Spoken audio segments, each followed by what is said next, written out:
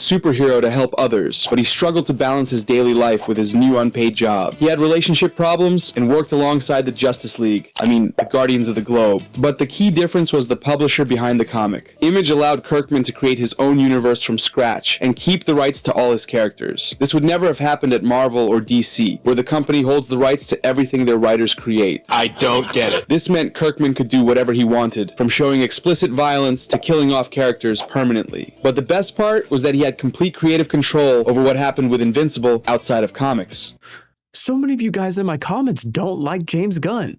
Can somebody please tell me why you guys don't like James Gunn? I thought he was good.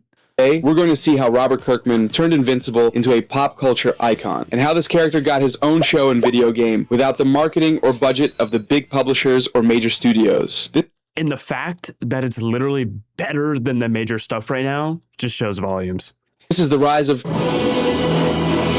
It all started in 2003 when Kirkman published an all-new story for Image Comics. At first, it seemed like just another superhero comic, a story you'd read 1,000 times before. Mark Grayson was the son of the world's most important hero, and in the first issue, he discovered that he had powers just like his dad. He decided to become a superhero to help others, but he struggled to balance his daily life with his new unpaid job. He had relationship problems and worked alongside the Justice League, the Guardians of the Globe. But the key difference was the publisher behind the comic. Image allowed Kirkman to create his own universe from scratch and keep the rights to all his characters. This would never have happened at Marvel or DC, where the company holds the rights to everything their writers create. I don't get it. This meant Kirkman could do whatever he wanted, from showing explicit violence to killing off characters permanently. But the best part was that he had complete creative control over what happened with Invincible outside of comics. Yeah, Robert Kirkman has really led Invincible in the right direction. And I feel like its ability to kill people and just let them be dead makes it feel so much tenser in these big battles. Like, this person could actually die, and that's important. If that hadn't been the case, the franchise would have been completely different, and the Prime Video show might never have existed. But working with Image had a downside. Since it was an independent publisher, it didn't have the same advertising budget as the big two, so Invincible wasn't a big seller in its early issues. It also didn't help that it wasn't radically different from what Marvel and DC were offering, so the comic didn't stand out. Kirkman admitted that when issue 6 came out, they were only selling between 4,000 and 5,000 copies. Those were cancellation numbers at the time. It looked like Invincible wouldn't even make it to issue 10, but they were quite literally saved by the power of writing. At the end of the first arc, it was revealed that Omni-Man wasn't Earth's protector after all. He was actually an alien infiltrator, secretly preparing the planet for his empire's evil invasion. Omni-Man killed the Guardians and fought his own son, completely catching readers off guard, because twists like this didn't exist in superhero comics. These days, the idea of an evil Superman is a walking cliche, but back then, The Boys, Irredeemable, and Injustice hadn't even started yet. The evil Superman trope exists because of Invincible. Injustice? I did not know that. From that moment on, No way. This was the first evil Superman. I guess, Bizarro. I mean, we gotta count Bizarro. But yeah, no, it's low-key crazy to think about. But imagine literally you're casually just one of the 4,000 people reading Invincible, and then you're just oh my God. Word of mouth was great. Critics loved it, and sales started to climb. Kirkman used the same tactic as Stan Lee back in the day, responding to letters and adding prologues in his comics, making readers feel more connected to the author. It gave people a sense of being part of a new fandom. Once Invincible surpassed 20,000 copies sold per issue, Kirkman knew it was serious business, and saw that the franchise had a bright future. But nothing was guaranteed yet. In 2004, Kirkman joined Marvel, hoping to gain more exposure as a writer through the publisher's publicity machine. Plus, he also wanted to fulfill his dream of writing some of the world's most famous superheroes. While working on Invincible and The Walking Dead, Kirkman also wrote The Irredeemable Ant-Man, contributed to Marvel Zombies, did a few issues of Ultimate X-Men, and even worked on the main Captain America regular series. It was during this time that he wrote Marvel Team Up issue 14, where Invincible traveled to Universe 616, met the Avengers, and teamed up with Spider-Man to fight Dr. Octopus. These comics were good, but Kirkman wasn't happy. I'm working for Nichols over here at Marvel, and I get treated like crap, and I get yelled at all the time. During those years, Kirkman had a tense relationship with Joe Quesada, Marvel's editor-in-chief, because he couldn't do anything he wanted. He had to be super careful about which characters he used, how his stories affected canon, and even had to ask permission to give interviews and promote his comics. Since that didn't work for him and made him feel uncomfortable, think about that though from a brand standpoint of Marvel, they're not trying to get Invincible to be part of the Marvel cast if it's like his own thing, because then it's like a lot of copyright issues, I would assume. Became a partner at Image in 2008. He left Marvel forever to focus solely on his own comics, which were already bestsellers. He founded his own label called Skybound, which grew to include more than just comics. Now there are video games and all kinds of merchandise. We'll talk more about that in a bit. The question that I was asked the most is, why did I leave Marvel Comics to do creator-owned work exclusively? I did it to save the entire comic book industry. Right now, the comic book industry, no one wants. Oh no. Oh, I broke my thing. Yo, this is what I'm talking about. He is a goat, and wait for him to save the video game industry. I have a hunch and I have a feeling that this man right here will save the video game industry. Movie and decides that they want to do movies and aspires to only ever do Pulp Fiction 2. And in the industry, the way it works right now is a lot of times guys come into creator-owned comics, like me, like Bendis, like Matt Fraction. We come into the comic book industry doing creator-owned work, and we eventually graduate up to Marvel, and then that's the end of the story. You make a good living, but at the end of the day, when you're hot, and when you're not, you're not. And when you're not hot, they don't want you, and your career is over, and that's bad for creators. From then on, Invincible became a relentless, cliche-breaking machine. They redeemed their evil Superman in a way that had never been done before, explored the multiverse in a more interesting and coherent way than Marvel and DC, used time travel in a fun way, and even made a 3-issue arc that pretended to be a reboot. Without spoiling anything, it worked as a parody of what Marvel and DC did every year and a half, just to attract new readers. But in Invincible, it was way better, because the events of those issues actually affected the rest of the continuity. No wonder they called it the best superhero comic in the universe. They tackled serious themes, like whether superheroes should kill, dysfunctional families, abuse, abortion, and what happens when a superhero abandons their family for years because they got trapped in another dimension. Since the regular series was handled by one person and wasn't meant to go on forever, Kirkman was able to evolve Mark's character, taking him from a high school student to a galactic...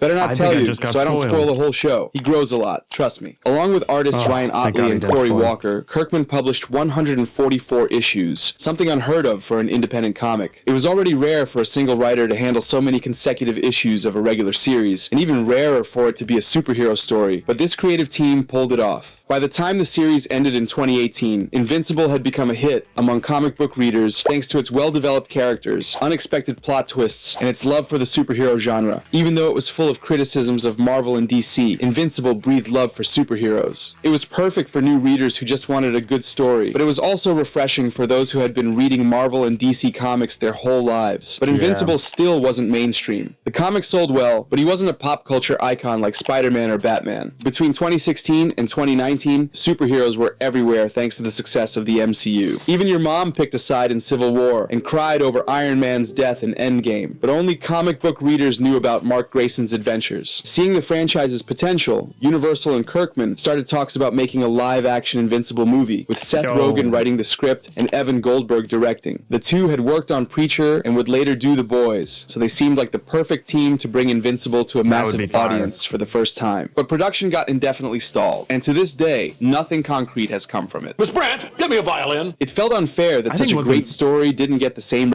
I think once Invincible ends, it's going to get way more popular because I think it's so good that the fans don't want to spoil the video. Like, a lot of you watching this have probably already read through Invincible or spoiled it for yourself already because you're okay with watching it on the internet. But like, when I watch this, like, I'm literally like on my toes. Like, if I hear a spoiler, I got to pause it because I want to watch it through the show. Like, it's the medium that I prefer. And I don't know. This is what I prefer. Recognition as live-action superhero movies, which were breaking box office records every year, until the animated series arrived. Seeing the comic sales and the success of The Walking Dead adaptation on AMC, Prime Video decided to bring Invincible to life as an animated show. 2021 was the perfect year to release it because people were craving more superhero content for adults. After Deadpool, The Boys, and The Umbrella Academy, which had a very good first season, Invincible had the chance to get a faithful adaptation with all the violence from the comics by By then, everyone knew superheroes weren't just for kids, and since superhero movies were at their peak, all of Invincible's criticisms of the genre's cliches were going to hit harder than ever. This was only possible because of Kirkman's supervision. Since he owned the rights to Invincible thanks to his deal with Image Comics, he was an executive producer on the series and made sure the adaptation lived up to the comics. Some dialogues and scenes were taken straight from the panels, but they also made changes to fit the TV format. At San Diego Comic-Con 2024, Kirkman said this: "We haven't left anything out of the show for space reasons. It's always for story reasons. For me, the making the show process has been like honing the story, improving the story, but there's been a lot of opportunity to add more stuff to it." In the first issue of the comic, Kirkman included a flash-forward scene to show Mark in his Invincible suit right from the start. The idea was to make sure people knew immediately they were reading the right superhero comic and didn't get bored with Mark's everyday life before he got his powers. But the show opened with the introduction of the Guardians of the Globe, who had barely appeared in the comics. The episode followed Mark as he learned to use his powers and tried out different suits. He didn't put on the yellow suit until 35 minutes into the first episode. And here's where one of the biggest changes happened. Earlier, I mentioned that comic sales skyrocketed after Omni-Man's betrayal in issue 7.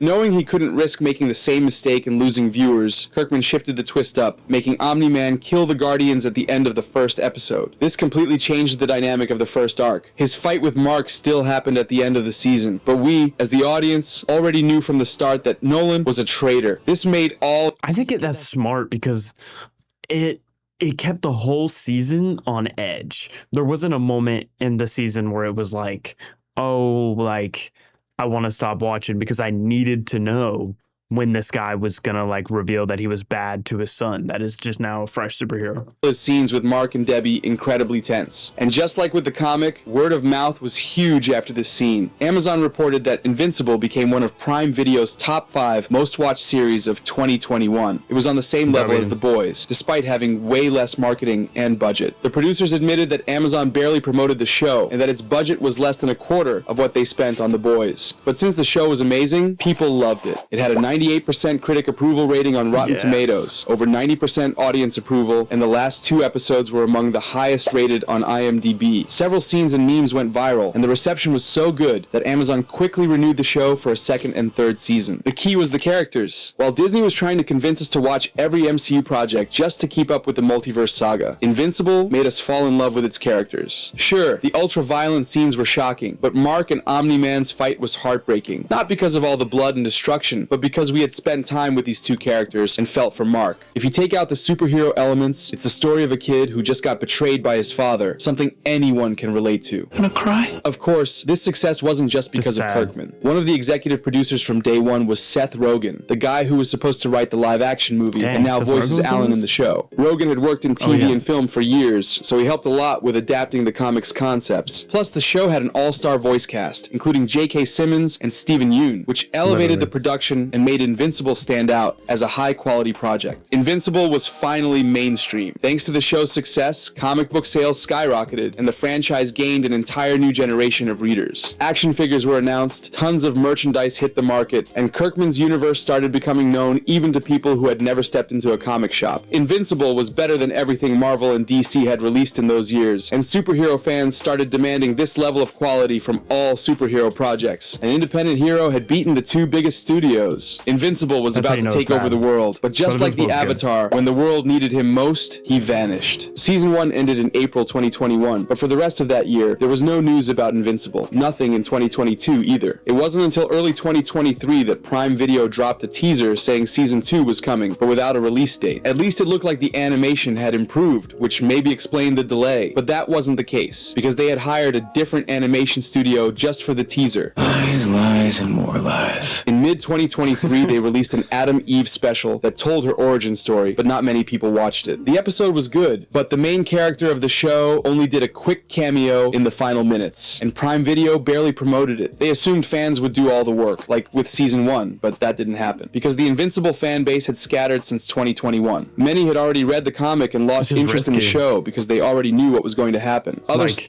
Like if they see the Invincible label and it gives a bunch of marketing and people are already loving Invincible, you could ruin it by showing them something that they don't like. Just a possibility. Because I actually thought it was pretty good. I didn't think it was going to be as good as it was, but I do think it was better than expected. But it wasn't anything compared to the original Invincible show. I mean, the Invincible show is like the bread and butter. Stop talking about Invincible because so many superhero projects in theaters and streaming took the spotlight. Once the pandemic ended, Hollywood's production machine started cranking out content non-stop, and Invincible Season 1 was buried under hundreds of mediocre projects. It seemed like Season 2 would come and go unnoticed, but it was a hit again. The first episode tripled the premiere viewership of Season 1. The fans showed up because this new season was just as good as the last. Once again, Invincible outdid Marvel and DC in handling its most important themes. Angstrom Levy, the season's villain, had the ability to travel across the multiverse, a concept that had been completely overused by the big studios by 2023. But it worked here, because the show never got lost in overly complicated explanations about how reality functioned. The focus was always on the characters from the main universe, on how Mark had to learn to be a hero on his own without fearing he'd turn into his father, on how Debbie had to come to terms with spending 20 years with an alien conqueror who saw her as nothing more than a pet, on how Eve had to learn to be responsible with her powers, instead of just trying to prove her dad wrong, on how Omni-Man reflected on his life and realized he loved his son, even if he couldn't say it out loud, because he was never raised to express his feelings. Big Bad Bug got a bit of a soft spot, huh? I hope you guys enjoyed the video, and I will see you guys in the next one. Peace.